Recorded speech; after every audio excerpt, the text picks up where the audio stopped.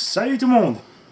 Aujourd'hui, un petit tuto sur le démontage et l'entretien du Zen Reaper ou Colossus XT ou tout simplement Nemesis, Genesis, GST, GSTE, tout simplement la série GS à toutes les sauces. Châssis très simple de conception, donc très simple à démonter, il n'y a pas grand chose. Il n'y a non plus pas de piège ni de points à faire plus attention qu'à autre chose. L'engin est constitué de deux plaques verticales. Le plus simple est donc tout simplement de déboulonner toutes les vis que vous avez de chaque côté du châssis pour pouvoir séparer le train avant, la partie centrale et le train arrière. C'est une opération qui va vraiment très vite. On apprécie la qualité des vis saines, inox.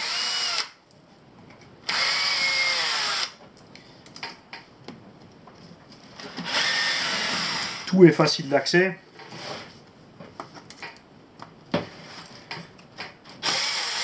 N'oubliez pas que les vis qui passent dans l'aluminium ici sont mis avec un peu de l'optite.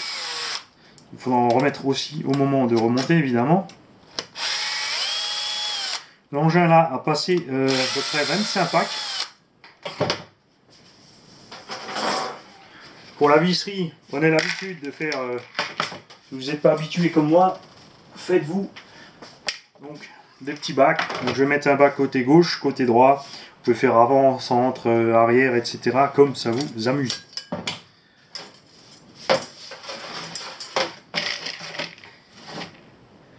Donc sur ces 25 packs, pas de casse. Alors j'ai pas fait le sauvage non plus. J'ai pas essayé de faire tout ce que je fais avec le X-Max avec cet engin. Par contre, comme il est plus léger, plus maniable, j'ai pu, enfin plus maniable, dans les airs il est plus maniable. Ça m'a permis par contre de faire plus facilement les backflips, puisqu'il y a deux sortes de backflips, soit par inertie, alors vous arrivez à fond avec l'inertie que vous avez créée, le véhicule se tourne, ça c'est possible aussi avec le X-Max, mais ici on peut faire un backflip comme sur les 1/8 en puissance, c'est-à-dire vous sautez une fois en l'air, parce que vous regardez la vidéo quand je le fais sur la benne du bulldozer, une fois en l'air, vous remettez un coup de gaz et vous faites votre tour. Pensez toujours que les grosses échelles plus lourdes, c'est quand même moins évident à faire qu'avec du 1/8. L'arceau, lui, n'a pas résisté. Nous allons donc le constituer différemment. Je vais tout simplement couper ici et mettre deux vis en travers pour éviter cette casse ou le faire faire deux parallèles peut-être d'avant à l'arrière. Ça je verrai. Partie centrale, vous débranchez le moulin. Alors moi j'ai bien écarté les prises pour qu'elles tiennent bien, pour éviter sur les chocs et les retournements que ça se débranche. Alors moi j'ai un moteur plus puissant que le moteur d'origine. Le moteur d'origine est un 42 par 82, 1450 kV. Moi j'ai mis un Castle 1717 avec 1600 kV. Un poil de puissance en plus avec le pignon d'origine. Par contre j'ai rien changé. Le diff d'origine bien sûr avec sa seule et unique couronne. Il n'y a qu'une taille de couronne. Vous ne pouvez pas changer l'étagement là-dedans des masses, à part avec le pignon. Alors, ne tirez pas trop long, la transmission est assez directe du fait qu'on soit direct sur une couronne de diff, il n'y a pas de réducteur. Moi personnellement, comme c'est MT, j'aurais bien vu un petit réducteur là-dedans. Faites gaffe, donc, surtout si vous mettez des moteurs avec plus de kV, vous allez vite être en saturation de ce que le moteur peut faire. Par rapport au reste, les axes de cardan, toujours bien propres, non pas souffert. Tout comme les nouvelles noix de sortie de diff qui ont été renforcées. Pour vous le montrer, j'ai mis d'un côté une ancienne et d'un côté une nouvelle. Alors, je ne sais pas si on verra bien la couleur à la caméra. Ici, elle est noire. Comme vous pouvez voir, elle s'est légèrement entamée. Alors que de ce côté, on a une brune. Donc, ça a été durci différemment. Qui, elle, n'a pas souffert. Et Mani, comme ça, des fois, il fait des tests à la con quand il s'ennuie. Train avant, train arrière. Comme promis, on a seule différence, bien sûr, à l'arrière, vous avez le bac lipo. Donc là aussi, vous l'enlevez. Ce qui est génial chez Zen, il n'y a pas 36 000 vis différentes. Vous avez les mêmes têtes de vis partout. Donc c'est pas compliqué du tout. Avec ce petit bac, il faut se méfier. Si vous passez mal les sangles, vous le cassez ici, vous le déchirez ici. Donc il est impératif que les sangles passent en dessous. Il peut arriver sur les gros chocs aussi qui craquent. C'est pour ça que je roule en plus avec une sangle qui passe à travers le châssis en dessous et qui tient tout le bac ensemble. Avec cette simple sangle en plus, on évite tout ceci. Sur les anciens modèles aussi, on craquait de temps en temps ici cette partie-là. Comme ils ont changé les nylons, eh bien ça n'est pas arrivé ici. Comme vous pouvez voir, la noix de cardan arrière aussi, parfait état. Pareil pour la noix avant. Pour le démontage de l'avant, c'est pareil. Vous avez les 4 vis ici.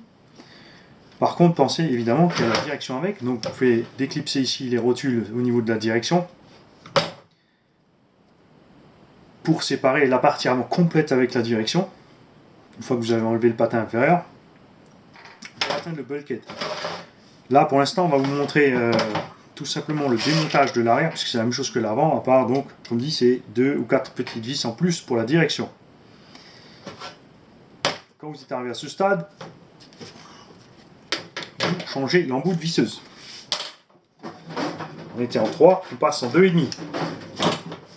Pensez toujours aussi que les vis qui sont le plus exposées à la terre sont souvent remplies de terre.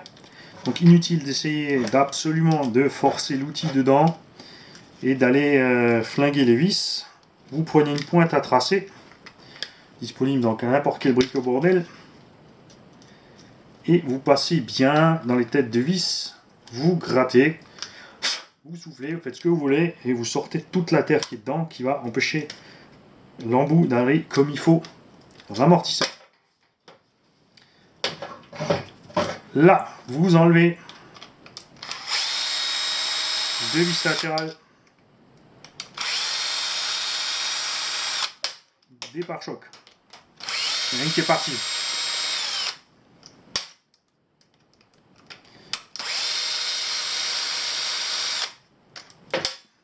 Si vous enlevez les 2 vis avant, vous vous retrouvez tout simplement avec votre pare-choc en main. Pensez-y, le pare-choc arrière et avant ne sont pas les mêmes. Le pare-choc avant est plus haut pour permettre un meilleur franchissement, l'arrière est un peu plus bas pour éviter trop d'impact sur les gamelles et de basculer trop vite sur l'arrière quand vous commencez à grimper sur 2 roues. Il existe une barre anti-wheeling option pour les fans qui en ont besoin. Ensuite, il vous reste 2 vis à enlever et vous avez enlevé votre patin arrière.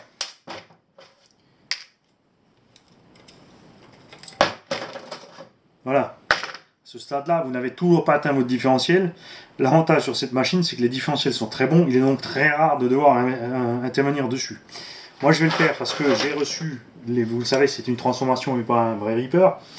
Donc, j'ai reçu les noix rallongées qui vont m'éviter vont me permettre d'avoir plus de débattement de suspension sans décrocher mes cardans.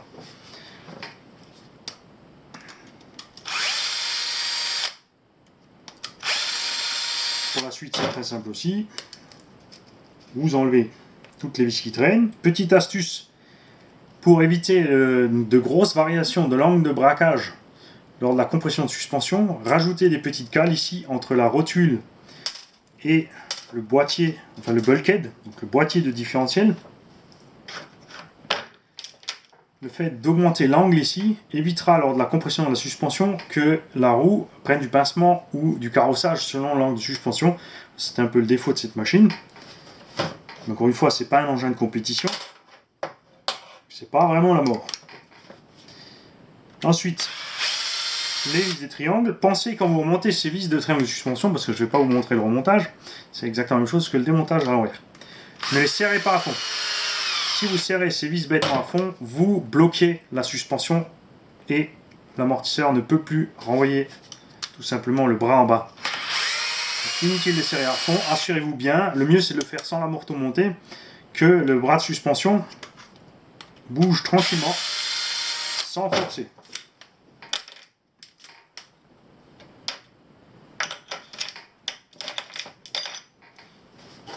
Même chose en bas, par contre en bas vous avez un petit contre-écrou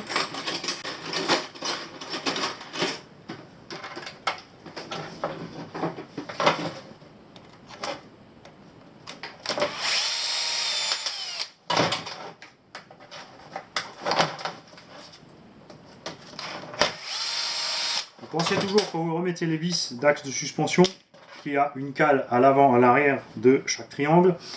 C'est la même cale devant, derrière, au-dessus, en dessous. Il n'y a pas 36 000 modèles, donc pas besoin de vous inquiéter.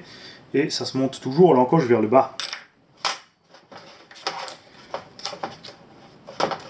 Surtout sur les vis du bas, sur les vis du haut c'est moins grave, puisque en bas c'est fait en fait pour être tout simplement à faire avec le châssis. Donc là, à ce stade, vous avez séparé les bras de suspension.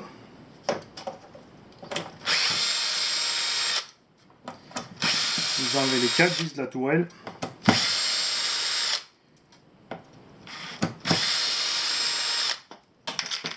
Et voilà, vous avez votre bulkhead en main. Vous pouvez poser tout ça à côté. Aussi, donc après démonter un amortisseur, de vis, facile d'intervenir, pas de souci.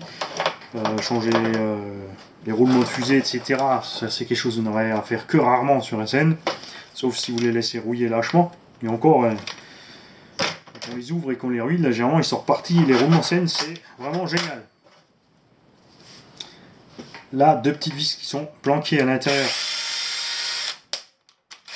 de la pièce qui vous maintient le châssis. Vous dégagez ça. Ne pas se faire avoir, il reste des petites vis sur le côté qui retiennent le différentiel dans ce bulkhead.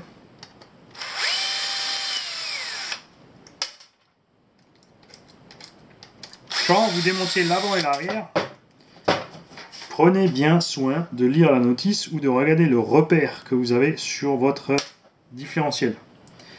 Vous avez un petit A et un petit B, donc notez bien lequel est au-dessus, lequel est en dessous. Sinon vous allez retrouver avec les 2 différentiels qui vont fonctionner en sens opposé, soit à l'intérieur, soit à l'extérieur. Donc en l'air ça va aller, quand vous allez poser le véhicule ça n'ira pas, et quand vous serez déjà arrivé sur le terrain à 20 km de chez lui, vous ne serez pas content de chez vous. Vous séparez la droite et la gauche. Vous enlevez la bague avant. Encore une petite vis ici. Alors pour la petite blague, celle-ci est souvent cruciforme. Vestige des vieux scènes. Alors sur les nouveaux Reaper, ils l'ont peut-être changé. Voilà, vous enlevez cette petite vis. Et avant qu'on passe au diff, un petit rappel aussi. Dans les bulkheads ici, à droite à gauche, vous avez des bagues en ferraille dans lesquelles passent les vis de triangle de suspension. C'est ce qui rend ces bulkheads tellement solides et ces triangles de suspension tellement endurants. Pensez toujours à bien remplir ici là-dedans de graisse pour que la vis nage dans la graisse, parce qu'il peut arriver que ça rouille. Donc si la rouille en fait colle la vis à cette bague, c'est la bague entière qui va tourner dans le plastique et vous allez bien sûr endommager le bulkhead, user le plastique, ça va se déchirer. Faites gaffe aussi au démontage, donc des fois ça tient, des fois ça tient pas. Donc n'allez pas les perdre dans la nature, surtout si vous êtes sur le terrain. Et là, on va ouvrir le diff.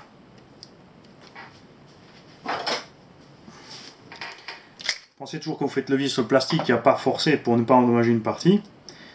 Donc là, on ouvre le diff. Donc la machine est passée dans la boue, la pluie, etc. Bon, pas encore la neige, puisque c'est l'été, même s'il ne fait pas souvent beau en été en Alsace, c'est pas au point qu'il neige. Voilà, après 25 packs, la graisse est toujours là, pas d'usure. Les roulements standards de 1/8 donc en caisse sans brancher, que ce soit sortie de diff ou entrée de diff. Sur les diff options en métal, vous avez ici des roulements beaucoup plus gros, donc encore moins de soucis. Et voici les dents. Quand je vous disais que c'est pas de la gnognotte, Sen fait ces dents-là depuis 10 ou 15 ans maintenant. Les constructeurs, les autres, ne se sont mis que récemment.